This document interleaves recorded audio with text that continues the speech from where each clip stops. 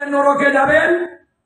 আরেক মরা বললে কীট পতঙ্গ পশু পাখি হবেন।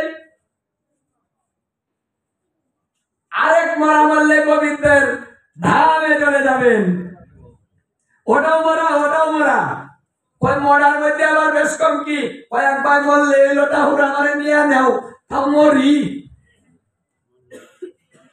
মানে আমরা মরার কথা চিন্তা করি। যারা যখন বেড়ে যায় তখন খালি মরতে মন চায়, কারণ জ্বালা তো ভালো লাগে না, তাই খালি মরতে চাই। এই জন্য বলছে যে তুমি যে মরতে চাও, মরা তত্ত্ব জানো, মরার ভাব জানো, কিভাবে মরবে সেটা জানো, তাহলে মরবে কি করে? না হলে তো সর্বনাশ হয়ে যাবে।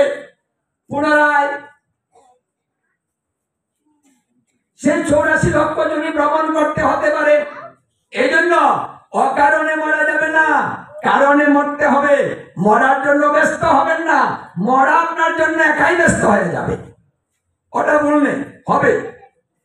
তাই মরার জন্য ভগবানকে ডাকার দরকার নাই, আপনি বাঁচার জন্য ভগবানকে ডাকুন। কোন বাছা মারবেন? যে বাছা বাঁচতে আর কোনোদিন মরবেন না, সেই বাছা বাঁচতে হবে। সেই বাছা বাঁচার জন্য ডাকুন। যতদিন বেশি থাকবেন ততদিন প্রভুর নাম বেশি নিতে পারবে। আমার প্রভুর নাম করার জন্য বাঁচুন। যতদিন থাকবেন ততদিন ভক্ত সঙ্গ বেশি করতে পারবেন, তাই ভক্ত সঙ্গ করার জন্য বাঁচুন। এই নামযজ্ঞে গীতা ভাগবতে অংশগ্রহণ করতে পারবেন। সেই উদ্দেশ্য যদি মনের মধ্যে থাকে তাহলে বাঁচুন, মরবেন না। মরলে হবেন অধীন, এখন হয়েছেন স্বাধীন। মরার পরে কিন্তু অধীন, হয় জমালয়ে যাবেন, না হলে বিষ্ণু লোকে যাবেন। যেখানে যাবেন আপনি অধীন, আপনার আদেশে কিচ্ছু হবে না। যেখানে যাবেন সেখানের আদেশে আপনাকে চলতে হবে।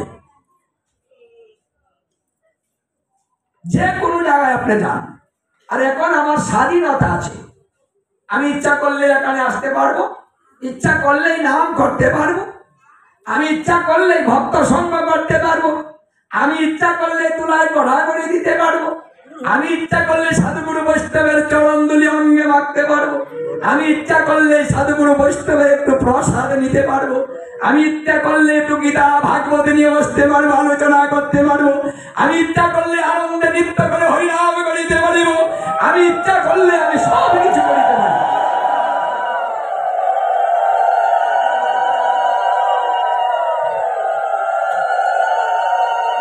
হরে কৃষ্ণ। এই ইচ্ছাটা পালন করার জন্য আপনি বেঁচে থাকুন, আমরা বেঁচে থাকবো। মরার চিন্তা এখন থেকে আর করব না, হরিনামের জন্য আমরা বাঁচবো। হরে কৃষ্ণ।